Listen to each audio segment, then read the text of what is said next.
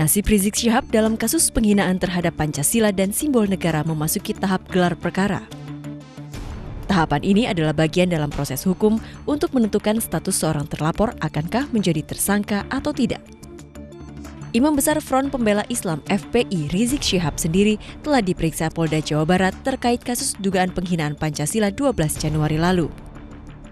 Rizik Syihab dilaporkan oleh Sukmawati Soekarno Putri berbekal cuplikan video Rizik saat ceramah di Bandung, Jawa Barat 2 tahun lalu. Sukmawati menilai ceramah Rizik menghina Pancasila dan Presiden pertama Republik Indonesia Soekarno. Sukmawati melaporkan Rizik ke Barreskrim Polri sekitar bulan Oktober 2016. Namun karena peristiwanya terjadi di wilayah Jawa Barat, maka Barreskrim Polri melimpahkannya ke Polda Jawa Barat November lalu. Namun Rizik membantah telah menghina Pancasila dan Presiden Soekarno. Rizik menyatakan ceramahnya 2 tahun lalu adalah pemaparan dari tesisnya tentang Pancasila saat menempuh pendidikan S2 di Malaysia. Rizik pun meminta Sukmawati meminta maaf kepadanya.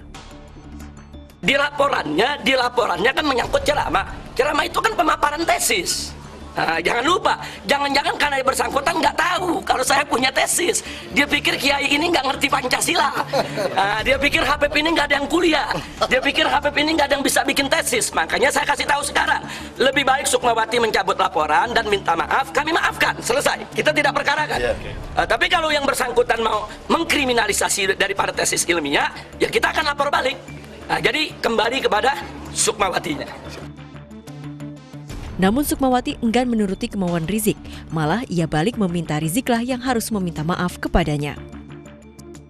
Saya malah justru akan menganjurkan dia yang harus minta maaf, ya, bukan saja kepada keluarga proklamator, tapi juga kepada keluarga kaum nasionalis bangsa Indonesia, juga kepada orang-orang yang sudah bangsa Indonesia yang sudah disakiti. Rizik tidak hanya tersangkut masalah hukum di Jawa Barat. Di Jakarta, Rizik juga tersangkut masalah hukum terkait kasus logo Bank Indonesia dalam uang kertas rupiah yang ditudingnya mirip lambang PKI. Tim Liputan MNC Media memberitakan.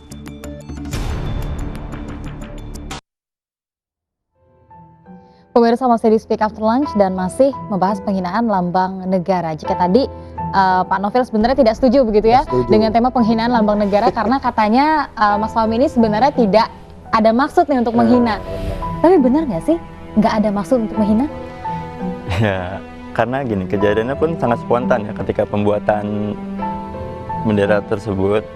Karena kan bendera tersebut sebenarnya bukan bendera yang dicoret atau yang disablon, tapi pembuatannya melalui ke tukang desain setting gitu ya. Itu pun bukan saya mengoperatori, ada operator di situ.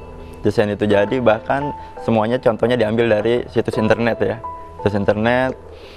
Dan desain yang pertama saya buat justru malah dasar hijau, dasar putih, tulisan hijau. Itu baru desain pertama. Yang kedua barulah terpikir untuk membuat desain yang berbeda. Akhirnya melihat kembali di situs internet contoh-contoh bendera Islam gitu ya. Terlihatlah PIN BKR.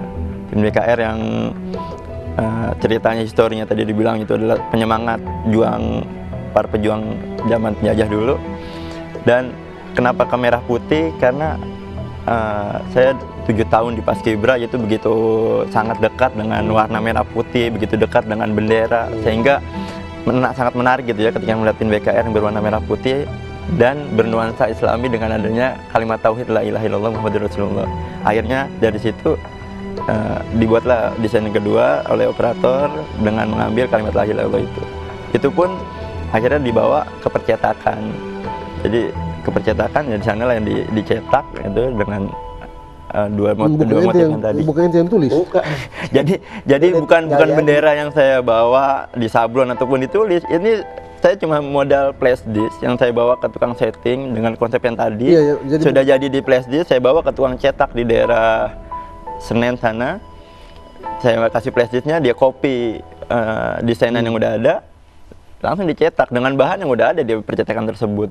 Sehingga di mana unsur saya kesengajaan ya, penghinaan ya gitu ya, itu terjadinya sangat cepat, spontan. Dan Tapi memang Anda berniat begitu untuk berniat untuk membuat bendera. bendera dengan la ilaha illallah. Enggak.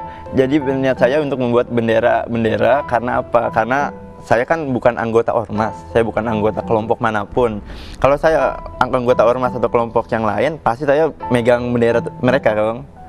Tapi karena saya menghargai, saya bukan kelompok mereka, tapi bagian dari gerakan umat Islam, makanya saya berinisiatif buat bendera sendiri, seperti itu. Baik, dan pada saat itu, lagi-lagi, saya ingin menegaskan saja sebenarnya, ada maksud menghina tidak sih? Ya nggak Iya, ada, tidak. karena Tidak ada, ya? karena semua terjadi spontan dan tidak ada, cuma sekedar mencontoh, menaruh, udah seperti itu, cetak. Dan tujuannya untuk membawa atribut seperti itu untuk apa? Sebagai penyemangat, karena di aksi bela Islam yang pertama kurang lebih 300.000 umat Islam yang di saat itu begitu bersemangat gitu ya, tapi saya nggak ada yang dipegang gitu, karena panji-panji itu bendera itu kan membuat gelora semangat. Bahkan ketika perang pun kemenangan itu bisa ditandai dengan berkibarnya bendera gitu ya. Maka karena saya ingin seperti mereka megang bendera gitu ya, akhirnya terniang untuk membuat bendera. Baik, akhirnya bendera itu dibuat untuk penyemangat dan tidak ada maksud begitu ya Tidak untuk ada maksud sama menghina sekali. lambang negara. Iya, karena merah putih saya 7 tahun ya, mungkin berbeda dengan yang tidak bergelut di Paskibra. 7 tahun di Paskibra itu merah putih udah melekat gitu ya. Apalagi disatukan dengan kalimat tauhid la ilaha illallah Muhammadur Rasulullah yang derajatnya begitu tinggi bagi Jadi umat menurut Islam Mas gitu Fahmi ya. ini artinya apa ketika bendera ini dipadukan dengan kalimat tauhid?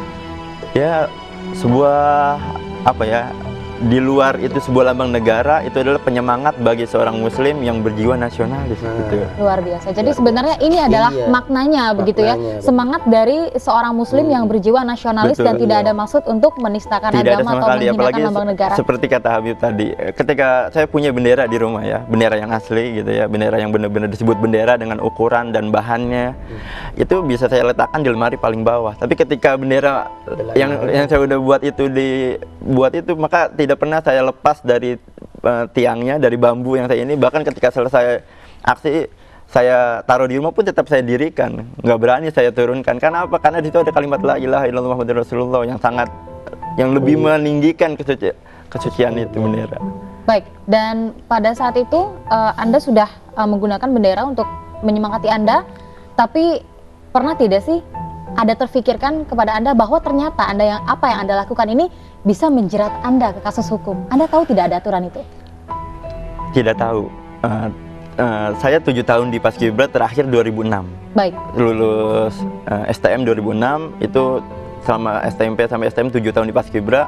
Saya tidak pernah tahu ada undang-undangnya. Mungkin bisa senior atau yang lainnya, mungkin anak Paskibra sekarang pun tidak tahu ada undang-undang itu ya, sebelum kejadian ini.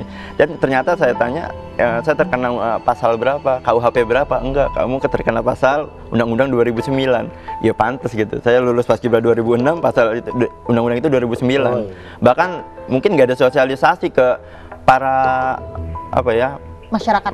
bukan masyarakat, terlebih kepada mereka yang bergelut di bendera itu ya, Paskibra terutama di Baik. sekolah-sekolah, instansi kantor seperti Baik, itu. jadi Anda tidak tahu ada Tidak aturan tahu itu sama sehingga Anda sekali. tidak tahu jika Anda menurut pihak kepolisian ini dinilai menghina lambang negara. Gitu. Kita akan membahasnya lagi pemirsa, kita akan tanyakan seperti apa sih kondisi juga pada saat penangkapan, apa yang dirasakan oleh keluarga dari Fahmi beserta dengan tanggapan dari pakar dan juga kuasa hukum yang sudah hadir di Speak Up sesaat lagi.